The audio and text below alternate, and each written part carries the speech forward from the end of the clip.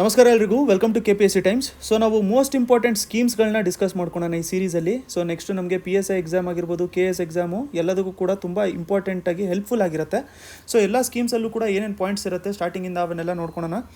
ಈ ಪಾರ್ಟಲ್ಲಿ ನಾವು agriculture related ಸ್ಕೀಮ್ಸ್ಗಳನ್ನ ನಾವು ನೋಡ್ಕೊಳ್ಳೋಣ. ವಿಡಿಯೋ ಇಷ್ಟ ಆಗಿದ್ದರೆ ಲೈಕ್ ಮಾಡೋದನ್ನ ಮರೆಯೋಕೆ ಹೋಗಬೇಡಿ.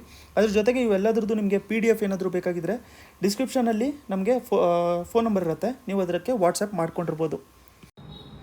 ಡೈಲಿ ಬೇಸಿಸಲ್ಲಿ ನಮ್ಮ ವಾಟ್ಸಪ್ ಗ್ರೂಪಲ್ಲಿ ಈ ಥರ ನಾವು ಬೇರೆ ಬೇರೆ PDFs, ನಾವು ಮಾಡಿರೋಂಥ ನೋಟ್ಸಿನ PDFs, ಒನ್ ಲೈನರ್ಸ್ ಆಗಿರ್ಬೋದು, ಇಲ್ಲಾಂತಂದರೆ job notification, important news paper clips ಆಗಿರಲಿ, ಇಲ್ಲಾಂತಂದರೆ ಬೇರೆ ನಮಗೆ ಜನರಲಾಗಿ ಇಂಪಾರ್ಟೆಂಟ್ ಏನಿರುತ್ತೆ ನಮಗೆ ಎಕ್ಸಾಮಿಗೆ, ಆ ನೋಟ್ಸ್ ಎಲ್ಲದೂ ಕೂಡ ಶೇರ್ ಮಾಡ್ತಾ ಇರ್ತೀವಿ. ನೀವು ನಮ್ಮ ವಾಟ್ಸಪ್ ಗ್ರೂಪ್ ಜಾಯ್ನ್ ಆಗಬೇಕು ಅಂತಂದರೆ ಇಲ್ಲಿ ಕೊಟ್ಟಿರೋಂಥ ನಂಬರ್ಗೆ ನೀವು ಕಾಂಟ್ಯಾಕ್ಟ್ ಮಾಡ್ಕೊಂಡಿರ್ಬೋದು. ಮೋಸ್ಟ್ ಇಂಪಾರ್ಟೆಂಟು ಸ್ಕೀಮ್ಸ್ಗಳನ್ನ ನಾವು ನೋಡ್ಕೊಳ್ಳೋಣ. ಅದರಲ್ಲಿ ಫಸ್ಟ್ ಒಂದು ಬಂದ್ಬಿಟ್ಟು ಸಾಯಿಲ್ ಹೆಲ್ತ್ ಕಾರ್ಡ್ ಸ್ಕೀಮು. ನಮಗೆ ಯಾವುದೇ ಥರದ್ದು ಸ್ಕೀಮ್ ಕೇಳಿದ್ರೂ ಕೂಡ 2-3 ಪಾಯಿಂಟು ತುಂಬ ಇಂಪಾರ್ಟೆಂಟ್ ಇರುತ್ತೆ. ಫಸ್ಟ್ ಒನ್ನು ಯೂಶ್ವಲಾಗಿ ಯಾವಾಗ ಲಾಂಚ್ ಆಗಿತ್ತು ಅಂತ ಹೇಳ್ಬಿಟ್ಟು ಕೇಳ್ತಾರೆ ಸ್ಕೀಮು. ಅದಾದಮೇಲೆ ಯಾವ ಮಿನಿಸ್ಟ್ರಿ ಅಂಡರಲ್ಲಿ ಬರುತ್ತೆ ಆ ಸ್ಕೀಮು ಅಂತ ಹೇಳ್ಬಿಟ್ಟು ಕೇಳ್ತಾರೆ. ಅದಾದಮೇಲೆ ಆಬ್ಜೆಕ್ಟಿವ್ ಏನಿದೆ ಆ ಸ್ಕೀಮಿಂದು ಅದನ್ನು ಕೇಳ್ತಾ ಇರ್ತಾರೆ. ಅದಾದಮೇಲೆ ಯಾವುದಾದ್ರೂ ಪರ್ಟಿಕ್ಯುಲರ್ ಗ್ರೂಪಿಗೆ ಏನಾದ್ರು ಟಾರ್ಗೆಟ್ ಮಾಡ್ಕೊತಾ ಇದ್ದರೆ ಅಂತಂದರೆ, ಈಗ ಎಕ್ಸಾಂಪಲು SC STಗೋಸ್ಕರನೇ ಸಪ್ರೇಟಾಗಿ ಏನಾದ್ರು ಥೀಮ್ ಮಾಡಿದಾರಾ, ಅಥವಾ ನಮಗೆ ಬರೀ ರೂರಲ್ ಏರಿಯಾಗೋಸ್ಕರ ಏನಾದ್ರು ಸ್ಕೀಮ್ ಮಾಡಿದಾರಾ, ಈ ಥರದ್ದು ಎಲ್ಲೆಲ್ಲಿ ಏನು ಪ್ರಾಪರ್ ಆಬ್ಜೆಕ್ಟಿವ್ ಇದೆ ಅದನ್ನು ಒಂದು ಕೇಳ್ತಾ ಇರ್ತಾರೆ. ಅದ್ರ ಜೊತೆಗೆ ಏನು ರೇಷ್ಯೋ ಅಲ್ಲಿ ಡಿವೈಡ್ ಮಾಡಿದ್ದಾರೆ ಅದನ್ನು ನಮಗೆ ಕೇಳ್ತಾ ಇರ್ತಾರೆ. ರೇಷ್ಯೋ ಅಂತಂದರೆ ಇವಾಗ ಸೆಂಟ್ರಲ್ ಗೌರ್ಮೆಂಟ್ ಎಷ್ಟು ಅಮೌಂಟ್ ಕೊಡುತ್ತೆ, ಅದಾದಮೇಲೆ ಸ್ಟೇಟ್ ಗೌರ್ಮೆಂಟ್ ಎಷ್ಟು ಅಮೌಂಟ್ ಕೊಡುತ್ತೆ. ಯೂಶ್ವಲಾಗಿ ಇದು 60:40 ರೇಷಿಯೋಲ್ಲಿ ಇರುತ್ತೆ. ಮುಂಚೆ 75-25 ಇರ್ತಾಯಿತ್ತು, ಬಟ್ ಇವಾಗ 60:40 ತುಂಬ ಜಾಸ್ತಿ ನಮಗೆ ಸ್ಕೀಮ್ಸ್ಗಳಲ್ಲಿ ನೋಡೋಕ್ಕೆ ಸಿಗುತ್ತೆ ನಮಗೆ. ಸೊ ಇಷ್ಟು ನಮಗೆ ತುಂಬ ಇಂಪಾರ್ಟೆಂಟ್ ಪಾಯಿಂಟ್ಸ್ ಇರುತ್ತೆ. ಈ ಥರದ ಪಾಯಿಂಟ್ಸ್ನ ನಾವು ಎಲ್ಲದೂ ನೋಡ್ಕೊಂಡು ಹೋಗೋಣ. ಸೊ ಫಸ್ಟ್ ಒಂದು ಬಂದ್ಬಿಟ್ಟು soil health card scheme. Soil health card scheme ಅಂತಂದರೆ ಸಾಯಿಲಿನ ಹೆಲ್ತ್ ಬಗ್ಗೆ ಇನ್ಫಾರ್ಮೇಷನ್ ಕೊಡೋವಂಥ ಒಂದು ಕಾರ್ಡು, ಕರೆಕ್ಟ್ ಅಲ್ವಾ? ಸೊ ಅದನ್ನು ಗೌರ್ಮೆಂಟು ಪ್ರೊವೈಡ್ ಮಾಡುತ್ತೆ. ಸಾಯಿಲಿನ ಬಗ್ಗೆ ಹೆಲ್ತು ಅಂತಂದರೆ ಸಾಯಿಲಲ್ಲಿ ಏನೇನು ನ್ಯೂಟ್ರಿಯೆಂಟ್ಸ್ ಇರುತ್ತೆ, ಅಥವಾ ಸಾಯಿಲಿನ ಕೆಪಾಸಿಟಿ ಏನೇನು, ಸಾಯಿಲಿನ ಬೆನಿಫಿಟ್ಸು, ಆ ಪರ್ಟಿಕ್ಯುಲರ್ ಸಾಯಿಲಿನ ಬೆನಿಫಿಟ್ಸ್ ಏನು ಬೆಳೆದ್ರೆ ಚೆನ್ನಾಗಿರುತ್ತೆ, ಆ ಥರದ್ದೆಲ್ಲ ಪಾಯಿಂಟ್ಸ್ ಹೇಳ್ತಾ ಇರ್ತಾರೆ. ಫಸ್ಟ್ ಒಂದು ನಾವು ನೋಡಬೇಕು ಅಂತಂದರೆ ಸಾಯಿಲ್ ಹೆಲ್ತ್ ಕಾರ್ಡ್ ಸ್ಕೀಮು ಇದನ್ನು ಲಾಂಚ್ ಮಾಡಿದ್ದು ಯಾವಾಗ? ಲಾಂಚು 2015 ಮಾಡಿದ್ರು. ಲಾಂಚ್ 2015 ಮಾಡಿದ್ರು. ಎಲ್ಲಿ ಮಾಡಿದ್ರು ಅಂತಂದರೆ ರಾಜಸ್ಥಾನದಲ್ಲಿ ಲಾಂಚ್ ಮಾಡಿದರು. ಎಲ್ಲಿ?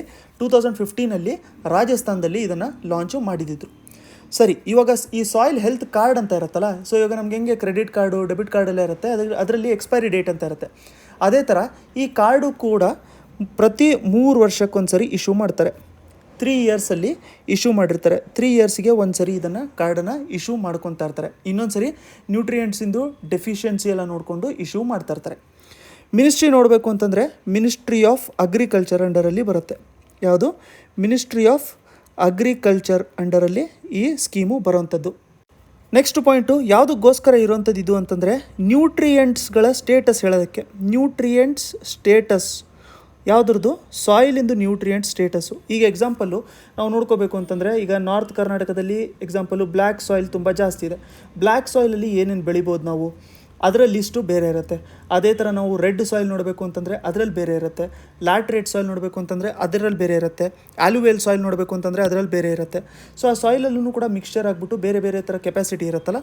ಸೊ ಅದಕ್ಕೆ ಫಾರ್ಮರ್ಸಿಗೆ ಬೆನಿಫಿಟ್ ಆಗಬೇಕು, ಅವ್ರಿಗೇ ಇನ್ಫಾರ್ಮೇಷನ್ ಕೊಡಬೇಕು ಅಂತ ಹೇಳ್ಬಿಟ್ಟು ಮಾಡ್ಕೊಂಡಿರೋವಂಥದ್ದು. ಇದರಲ್ಲಿ ನೆಕ್ಸ್ಟು ನಾವು ಫಂಡ್ ಶೇರಿಂಗ್ ನೋಡ್ಕೊಳ್ಳೋಣ. ಫಂಡ್ ಶೇರಿಂಗ್ ನೋಡ್ಕೋಬೇಕು ಅಂತಂದರೆ ಯಾವಾಗಲೂ ಕೂಡ ಫಂಡ್ ಶೇರಿಂಗು 2 ಪ್ಯಾಟರ್ನಲ್ಲಿ ಮಾಡ್ತಾ ಇರ್ತಾರೆ. ಸೆಂಟ್ರಲ್ ಸ್ಕೀಮ್ ಆಗಿರ್ಬೇಕಾದ್ರೆ 2 ಪ್ಯಾಟರ್ನಲ್ಲಿ ಫಂಡ್ ಶೇರಿಂಗ್ ಮಾಡ್ತಾ ಇರ್ತಾರೆ. ಒಂದು ಎಲ್ಲ ಸ್ಟೇಟ್ಗೂ ಸಿಮಿಲರ್ ಆಗಿ ಇಟ್ಟಿರ್ತಾರೆ, ಬಟ್ ಹಿಮಾಲಯನ್ ಮತ್ತು ಸ್ಪೆಷಲ್ ಸ್ಟೇಟ್ಸ್ ಅಂತ ಇರುತ್ತೆ, ಅದಕ್ಕೆ ಬೇರೆ ಥರ ಇಟ್ಟಿರ್ತಾರೆ. ಹಿಮಾಲಯನ್ ಸ್ಟೇಟ್ಸು ಅಥವಾ ನಮಗೆ ನಾರ್ತ್ ಈಸ್ಟ್ ಸ್ಟೇಟ್ಸ್ನ ನಾವು ನೋಡ್ಕೋಬೇಕು ಅಂತಂದರೆ ಇದರಲ್ಲಿ ಹಿಮಾಲಯನ್ ಸ್ಟೇಟ್ಸ್ ಅಂತ ಹೇಳ್ಬಿಟ್ಟು ಕೊಟ್ಟಿದ್ದಾರೆ. ಸೊ ಹಿಮಾಲಯನ್ ಸ್ಟೇಟ್ಸು ಯಾಕೆ ಇಲ್ಲಿ ಜಾಸ್ತಿ ಕೊಟ್ಟಿರ್ತಾರೆ ಫಂಡ್ಸ್ ಅಂತಂದರೆ, ಹಿಮಾಲಯನ್ ಸ್ಟೇಟ್ಸ್ಗೆ ಯಾವಾಗಲೂ ಕೂಡ 90:10 ಫಾರ್ಮೆಟಲ್ಲೇ ಕೊಟ್ಟಿರ್ತಾರೆ. 90:10 ಅಂತಂದ್ರೆ ಏನು? 90% ಅಮೌಂಟು ಸೆಂಟರ್ ಕೊಡುತ್ತೆ, ಫಂಡ್ಸ್ ಸೆಂಟರ್ ಕೊಡುತ್ತೆ, 10% ಅಮೌಂಟು ಆ ಪರ್ಟಿಕ್ಯುಲರ್ ಸ್ಟೇಟೇ ಹಾಕ್ಕೋಬೇಕು ಅಂತ. ಯಾಕೆ ನಾರ್ತ್ ಈಸ್ಟ್ ಸ್ಟೇಟಿಗೆ ಜಾಸ್ತಿ ಕೊಡ್ತಾರೆ, ಹಿಮಾಲಯನ್ ಸ್ಟೇಟ್ಸಿಗೆ ಕೆಲವೊಂದು ಜಾಸ್ತಿ ಕೊಡ್ತಾರೆ ಅಂತಂದರೆ, ಆ್ಯಕ್ಸಸ್ ಮಾಡ್ಕೊಳ್ಳೋವಂಥದ್ದು ಆ ಸ್ಟೇಟಿಗೆ ತುಂಬ ಕಷ್ಟ. ಯಾಕಂತಂದರೆ ಹಿಲ್ಲಿ ರೀಜನ್ನು, ಟೆರೇನ್ ಎಲ್ಲ ತುಂಬ ಕಷ್ಟ ಇರುತ್ತೆ. ಈಗ ಇವೇನಾದರೂ ನಾರ್ತ್ ಈಸ್ಟ್ಗೆಲ್ಲ ಹೋಗ್ತಾ ಇದ್ದರೆ ಅಲ್ಲಿ ಕರೆಕ್ಟಾಗಿ ಅಲ್ಲಿ ಕನೆಕ್ಟಿವಿಟಿ ಎಲ್ಲ ಇರೋಲ್ಲ. ಸೊ ಅದಕ್ಕೋಸ್ಕರ ಅಲ್ಲಿ ಅಮೌಂಟು ಜಾಸ್ತಿ ಕೊಟ್ಟಿರ್ತಾರೆ. ಅದಾದಮೇಲೆ ನಾರ್ಮಲ್ಲು ಬೇರೆ ಎಲ್ಲ ಸ್ಟೇಟ್ಸ್ಗೆ ನೋಡ್ಕೋಬೇಕು, ಎಲ್ಲ ಸ್ಟೇಟ್ಸು ಮತ್ತು ಸ್ಪೆಷಲ್ ಸ್ಟೇಟ್ಸು ಅಂತ ನಾವು ನೋಡ್ಕೋಬೇಕು ಅಂತಂದರೆ ಎಲ್ಲ ಸ್ಟೇಟ್ಸ್ಗೆ 60:40 ರೇಷಿಯೋಲಿ ಕೊಟ್ಟಿರ್ತಾರೆ. ಸೊ 60% ಬಂದ್ಬಿಟ್ಟು ಸೆಂಟ್ರ್ ಪೇ ಮಾಡುತ್ತೆ, ನೆಕ್ಸ್ಟು 40% ಬಂದ್ಬಿಟ್ಟು ಸ್ಟೇಟ್ ಪೇ ಮಾಡಬೇಕು. ಸೊ ಸ್ಪೆಷಲ್ ಸ್ಟೇಟ್ಸ್ ಅಂತಲೂ ಕೂಡ ಕೊಟ್ಟಿರ್ತಾರೆ. ಈಗ ಆಂಧ್ರ ಪ್ರದೇಶ ಕೂಡ ಸ್ಪೆಷಲ್ ಸ್ಟೇಟಸ್ ಬೇಕು ಅಂತ ಹೇಳ್ಬಿಟ್ಟು ಒಂದು ಕ್ಯಾಟಗರಿ ಕೇಳ್ತಾ ಇತ್ತು. ಯಾಕೆ ಅಂತಂದರೆ ಸ್ಪೆಷಲ್ ಸ್ಟೇಟಸ್ ಕೊಟ್ಟರೆ ಅವಾಗ ಅವ್ರಿಗೆ ಫಂಡ್ಸು ಕೂಡ ನಾರ್ತ್ ಈಸ್ಟ್ ಸ್ಟೇಟಿಗೆ ಯಾವ ಥರ 90:10 ಫಾರ್ಮೆಟಲ್ಲಿ ಕೊಡ್ತಾರಲ್ಲ ಅದೇ ಥರ ಅವ್ರಿಗೂ ಕೂಡ ಕೊಡ್ತಾ ಇರ್ತಾರೆ. ಸೊ ಇಷ್ಟು ತುಂಬ ಇಂಪಾರ್ಟೆಂಟ್ ಪ್ರೋಗ್ರಾಮು, ಇದನ್ನು ನೆನ್ಪಿಟ್ಕೊಂಡಿರಿ. ಅದ್ರ ಜೊತೆಗೆ ಇನ್ನೊಂದು national mission for sustainable agriculture ಅಂತ ಇದೆ, NMSA. ಸೊ ಇದು ಕೂಡ national mission for sustainable agriculture ಅಂಡರಲ್ಲೇ ಬರುವಂಥದ್ದು, ಇಂಪ್ಲಿಮೆಂಟ್ ಮಾಡ್ತಿರೋವಂಥದ್ದು ಮಿನಿಸ್ಟ್ರಿ ಆಫ್ ಅಗ್ರಿಕಲ್ಚರ್. ನೆಕ್ಸ್ಟು ನಾವು ಕೃಷಿ ವಿಕಾಸ್ ಕೇಂದ್ರ ಬಗ್ಗೆ ನೋಡ್ಕೊಳ್ಳೋಣ. ಸೊ ನೋಡಿ, KVK ಅಂತ ಕರೀತಾರಲ್ಲ, ಇದು ಕೂಡ ನಮಗೆ ತುಂಬ ಇಂಪಾರ್ಟೆಂಟ್ ಆಗಿರುತ್ತೆ. ಸೊ KVK ಅಂತಂದ್ರೆ ಏನು? ಇದೊಂಥರ ಅಗ್ರಿಕಲ್ಚರಲ್ ಎಕ್ಸ್ಟೆನ್ಷನು. ಅಂತಂದರೆ ಫಸ್ಟು ಬೇಸಿಕ್ಸ್ ಅರ್ಥ ಮಾಡ್ಕೊಳ್ಳೋಣ. ಇವಾಗ ನಮಗೆ ಇಲ್ಲಿ ಸೈಂಟಿಸ್ಟ್ಗಳಿದ್ದಾರೆ. ಸೊ ಇಲ್ಲಿ ಲ್ಯಾಬ್ ಇದೆ, ಇಲ್ಲಿ ಸೈಂಟಿಸ್ಟ್ಗಳಿದ್ದಾರೆ. ಅದಾದಮೇಲೆ ಇಲ್ಲಿ ನಮ್ಮ ರೈತರಿದ್ದಾರೆ. ಸೊ ರೈತರಿಗೋಸ್ಕರ ಸೈಂಟಿಸ್ಟು ಕೆಲಸ ಮಾಡ್ತಾ ಇರ್ತಾರೆ. ಸೊ ಕೆಲವೊಂದು ಫೀಲ್ಡಲ್ಲಿ ಈಗ ಬೇರೆ ಬೇರೆ ಥರದ್ದು ಸೀಡ್ಸ್ ಮಾಡೋವಂಥದ್ದು, ಇಲ್ಲಾಂತಂದರೆ ಬೇರೆ ಬೇರೆ ಥರದ್ದು ಪ್ರೊಡಕ್ಟಿವಿಟಿ ನೋಡೋವಂಥದ್ದು, ಅವನ್ನೆಲ್ಲದೂ ಕೂಡ ಸೈಂಟಿಸ್ಟ್ ಮಾಡ್ತಾ ಇರ್ತಾರೆ. ಅದಾದಮೇಲೆ ಇಲ್ಲಿ ಫಾರ್ಮರ್ಸು ಅವರಿಗೆ ಏನು ಟ್ರೆಡಿಷ್ನಲ್ ಫಾರ್ಮಿಂಗ್ ಮಾಡ್ತಾ ಇರ್ತಾರೆ ಅದನ್ನು ಮಾಡ್ತಾ ಇರ್ತಾರೆ. ಸೊ ಇಬ್ಬರ ಮಧ್ಯದಲ್ಲೂ ಒಂದು ಲಿಂಕ್ ಇರಬೇಕಲ್ಲ, ಇಬ್ಬರ ಮಧ್ಯದಲ್ಲೂ ಒಂದು ಕನೆಕ್ಟಿವಿಟಿ ಇರಬೇಕು, ಇಬ್ಬರ ಮಧ್ಯದಲ್ಲೂ ಒಂದು ಬ್ರಿಡ್ಜ್ ಇರಬೇಕು ಅಂತ ಹೇಳ್ಬಿಟ್ಟು ಮಾಡ್ಕೊಂಡಿರೋದೇ ನಮಗೆ KVK ಅಂತಂದರೆ ಕೃಷಿ ವಿಕಾಸ್ ಕೇಂದ್ರಾಸ್. ಇಲ್ಲಿ ಸೈಂಟಿಸ್ಟು ಫಾರ್ಮರ್ಸಿಗೆ ಎಜುಕೇಟ್ ಮಾಡೋ ಥರ ಇರೋವಂಥದ್ದೊಂದಿದು ಕೃಷಿ ವಿಕಾಸ್ ಕೇಂದ್ರ ಅದು. ಸೊ ಇದನ್ನು ಕ್ರಿಯೇಟ್ ಮಾಡ್ಕೊಂಡಿದ್ದು ಯಾರು ಅಂತ ಕೇಳಿದ್ರೆ ನಮಗೆ Indian council of agriculture research, ICAR, Indian council of agriculture research. ಯಾವುದಕ್ಕೋಸ್ಕರ ಅಂತಂದರೆ ಫಾರ್ಮ್ ಸಪೋರ್ಟ್ ಕೊಡಬೇಕು ಅಂತ ನಾವು ನೋಡ್ಕೊಂಡಿದ್ದಲ್ವ. ಫಾರ್ಮ್ ಸಪೋರ್ಟ್ ಪ್ರೊವೈಡ್ ಮಾಡಬೇಕು. ಯಾರಿಂದ? ರಿಸರ್ಚಿಂದ ಫಾರ್ಮಿಗೆ ಸಪೋರ್ಟ್ ಆಗಬೇಕು ಅಂತ ಹೇಳ್ಬಿಟ್ಟು. ಅಂತಂದರೆ ಫಾರ್ಮ್ ಸಪೋರ್ಟ್ ಅಂತಂದರೆ ಏನೇನು ಬರುತ್ತೆ? ಫಾರ್ಮ್ ಸಪೋರ್ಟ್ ಅಂತಂದರೆ ನಮಗೇನು ಬರುತ್ತೆ? ಅಡ್ವೈಸ್ ಮಾಡ್ತಾರೆ, ಬೇಕಾರೆ ಅಡ್ವೈಸ್ ಮಾಡ್ತಾರೆ ನೀವೇನೇನು ಮಾಡಬೇಕು. ಅಡ್ವೈಸ್ ಅಂತಂದರೆ ನಮಗೆ ಅದರಲ್ಲಿ ಏನು ಬರುತ್ತೆ?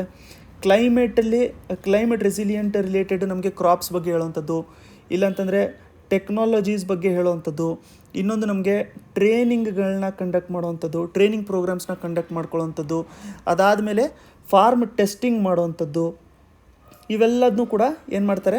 ಹೇಳ್ಕೊಡ್ತಾರೆ. ಅದೇ ಫಾರ್ಮ್ ಸಪೋರ್ಟ್ ಅಂತ ಹೇಳ್ಬಿಟ್ಟು ಇದರಲ್ಲಿ ಕರೆಯುವಂಥದ್ದು. ನೆಕ್ಸ್ಟು ಬಂದ್ಬಿಟ್ಟು KVK ಯಾರ ಅಂಡರಲ್ಲಿ ಆಪ್ರೇಟ್ ಆಗುತ್ತೆ ಅಂತ ಕೇಳಿದ್ರೆ ನಿಮಗೆ ಇದು ಬಂದ್ಬಿಟ್ಟು SAU ಅಂತಂದ್ರೇನು? SAU ಅಂತಂದ್ರೇನು? ಆ ಸ್ಟೇಟಿಂದು ಅಗ್ರಿಕಲ್ಚರಲ್ ಯೂನಿವರ್ಸಿಟಿ. ಆ ಸ್ಟೇಟಿಂದು ಅಗ್ರಿಕಲ್ಚರಲ್ ಯೂನಿವರ್ಸಿಟಿ ಯಾವ್ಯಾವ ಸ್ಟೇಟಲ್ಲಿರುತ್ತೆ ಆ ಸ್ಟೇಟಲ್ಲಿ ಅಗ್ರಿಕಲ್ಚರಲ್ ಯೂನಿವರ್ಸಿಟಿ ಅಥವಾ ಸೆಂಟ್ರಲ್ ಇನ್ಸ್ಟಿಟ್ಯೂಟು ಅಥವಾ ಸ್ಟೇಟಿಂದು ಅಗ್ರಿಕಲ್ಚರ್ ಯೂನಿವರ್ಸಿಟಿ ಇದನ್ನು ಕಂಡಕ್ಟ್ ಮಾಡ್ಕೊತಾ ಇರುತ್ತೆ. ಸೊ ಇದೊಂಥರ ಹೆಂಗಿರುತ್ತೆ ಅಂತಂದರೆ ಸಿಂಗಲ್ ವಿಂಡೋ ಮೆಕ್ಯಾನಿಸಮು. ಯಾವುದೇ ಥರದ್ದು ಟೆಕ್ನಾಲಜಿ ಬೇಕಾಗಿದ್ದಿದ್ರೆ ಫಾರ್ಮರ್ಸಿಗೆ ಆ ಥರದ್ದು ಲಿಂಕ್ ಮಾಡ್ಕೊಳ್ಳೋದಕ್ಕೋಸ್ಕರ ಅಂತ ಯೂಸ್ ಮಾಡ್ಕೊಳ್ಳೋಂಥದ್ದು. ಸೊ ಇದು ಸ್ಕೀಮ್ ಅಂತ ಹೇಳೋಕ್ಕಾಗಲ್ಲ ನಮಗೆ. ಇದೊಂಥರ ಒಂದು ಸೆಂಟರು ಅಥವಾ ಒಂದು ಪ್ಲೇಸು, ಅಲ್ಲಿ ಫಾರ್ಮರ್ಸಿಗೆ ಒಂದು ಸಪೋರ್ಟ್ ಮಾಡ್ಕೊಳ್ಳೋದಕ್ಕೆ ಒಂದು ಪ್ಲೇಸ್ ಅಂತ. ಬಟ್ KVK ತುಂಬ ಜಾಸ್ತಿ ನ್ಯೂಸಲ್ಲಿರುತ್ತೆ, ಅದನ್ನು ನೋಡ್ಕೊಂಡಿರಿ. ನೆಕ್ಸ್ಟು ಕೂಡ ನಾವು ಅಗ್ರಿಕಲ್ಚರ್ ರಿಲೇಟೆಡ್ ಒಂದು ಸ್ಕೀಮ್ ಅಥವಾ ಪ್ರಾಜೆಕ್ಟ್ನ ನೋಡ್ಕೊಳ್ಳೋಣ. ಈ ಪ್ರಾಜೆಕ್ಟ್ ಹೆಸರು ಬಂದ್ಬಿಟ್ಟು ಪ್ರಾಜೆಕ್ಟ್ ಚಮನ್ ಅಂತ. ಸೊ ಈ ಪ್ರಾಜೆಕ್ಟ್ ಚಮನ್ ಅಂತ ಹೇಳಿ ಬಂದ ತಕ್ಷಣ ಚಮನಿನ ಫುಲ್ ಫಾರ್ಮ್ ಏನು ಅಂತ ನಾವು ನೋಡ್ಕೊಂಡಿರ್ಬೇಕು. ಚಮನ್ ಅಂತಂದರೆ ನಮಗೇನಾಗಿರುತ್ತೆ? ಕೋಆರ್ಡಿನೇಟೆಡ್. C ಅಂತಂದರೆ ನಮಗೆ ಕೋಆರ್ಡಿನೇಟೆಡ್ ಆಗುತ್ತೆ. H ಅಂತಂದರೆ ಹಾರ್ಟಿಕಲ್ಚರ್. ನೋಡಿ, ಚಮನ್ ಅಂತ ಹೇಳ್ಬಿಟ್ಟು ಡೈರೆಕ್ಟಾಗಿ ಕೇಳಿದ್ರೆ ಹಾರ್ಟಿಕಲ್ಚರ್ ರಿಲೇಟೆಡ್ ಸ್ಕೀಮ್ ಅಂತ ಹೇಳ್ಬಿಟ್ಟು ನೋಡ್ಕೊಂಡಿರಿ. ಸೊ ಕೋಆರ್ಡಿನೇಟೆಡ್ ಹಾರ್ಟಿಕಲ್ಚರ್ ಅಸೆಸ್ಮೆಂಟ್ ಹಾಗೂ ಅದರ ಮ್ಯಾನೇಜ್ಮೆಂಟು ಯಾವುದರಿಂದ ಅಂತಂದರೆ ಯೂಸಿಂಗ್ ಜಿಯೋ ಇನ್ಫಾರ್ಮ್ಯಾಟಿಕ್ಸ್. ಆಯಿತಾ? ಜಿಯೋ ಇನ್ಫಾರ್ಮ್ಯಾಟಿಕ್ಸ್ ಏನಿದು ಅಂತ ಹೇಳ್ಬಿಟ್ಟು ಈ ಸ್ಕೀಮ್ನು ಕೂಡ ನಾವು, ಈ ಪ್ರಾಜೆಕ್ಟ್ನು ಕೂಡ ನಾವು ಅರ್ಥ ಮಾಡ್ಕೊಳ್ಳೋಣ. ಸೊ ಚಮನ್ ಅಂತಂದರೆ ಏನು, ಫುಲ್ ಫಾರ್ಮ್ ಏನು ಅಂತ ನಿಮಗೆ ಗೊತ್ತಾಗಿದೆ. ಚಮನ್ ಅಂತಂದರೆ ನಮಗೆ coordinated horticulture assessment and management using Jio informatics ಅಂತ ಹೇಳ್ಬಿಟ್ಟು. ಸೊ ಇದೇನು ಅಂತಂದರೆ ಹಾರ್ಟಿಕಲ್ಚರ್ ಸೆಕ್ಟರಲ್ಲಿ ಡೆವಲಪ್ಮೆಂಟ್ ಮಾಡಬೇಕು ಅಂತ. ಯಾಕೆ ಅಂತಂದರೆ ಹಾರ್ಟಿಕಲ್ಚರ್ ಸೆಕ್ಟರಿಂದ ನಮಗೆ ಫಾರ್ಮರ್ಸ್ಗೆ ಇನ್ಕಮ್ಮು ತುಂಬ ಚೆನ್ನಾಗಿ ಬರುತ್ತೆ. ಫಾರ್ಮರ್ಸ್ ಇನ್ಕಮ್ಮು ಡಬಲ್ ಆಗೋದಕ್ಕೆ ತುಂಬ ಚಾನ್ಸಸ್ ಜಾಸ್ತಿ ಇರುತ್ತೆ. ಫಾರ್ಮರ್ಸ್ ಇನ್ಕಮ್ಮು ಡಬಲ್ ಮಾಡ್ಕೋಬೇಕು ಅಂತ. ಸರಿ, ಇದನ್ನು ಇಂಪ್ಲಿಮೆಂಟು ಯಾರು ಮಾಡ್ತಾ ಇದ್ದಾರೆ ಅದು ಇಂಪಾರ್ಟೆಂಟ್ ಆಗುತ್ತೆ ನಮಗೆ. ಸೊ ಇಂಪ್ಲಿಮೆಂಟ್ ಯಾರು ಮಾಡ್ತಿರೋವಂಥದ್ದು ಇದನ್ನು ಅಂತಂದರೆ ನಮಗೆ ನ್ಯಾಷನಲ್ ಕ್ರಾಪ್ ಫೋರ್ಕಾಸ್ಟ್ ಸೆಂಟರ್. ಆಯಿತಾ? ಸೊ ಇದನ್ನು ಯಾರು ನಡೆಸ್ತಾ ಇರೋದು ಅಂತಂದರೆ national crop forecast centre.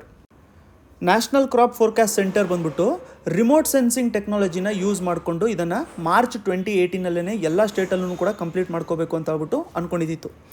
So ಇದರಲ್ಲಿ ಜಿಯೋ ಸ್ಪೇಷಿಯಲ್ ಸ್ಟಡೀಸು ಮಾಡಬೇಕು ಅಂತ ಹೇಳ್ಬಿಟ್ಟು ಏಮಿದ್ದಿದ್ದು. ಜಿಯೋ ಸ್ಪೇಷಿಯಲ್ ಸ್ಟಡೀಸು ಯಾವುದ್ಯಾವುದು? ಜಿಯೋ ಸ್ಪೇಷಿಯಲ್ ಅಂತ ಹೇಳಿ ಬಂದ ತಕ್ಷಣ ನಮಗೆ ಏನು ಗೊತ್ತಾಗುತ್ತೆ?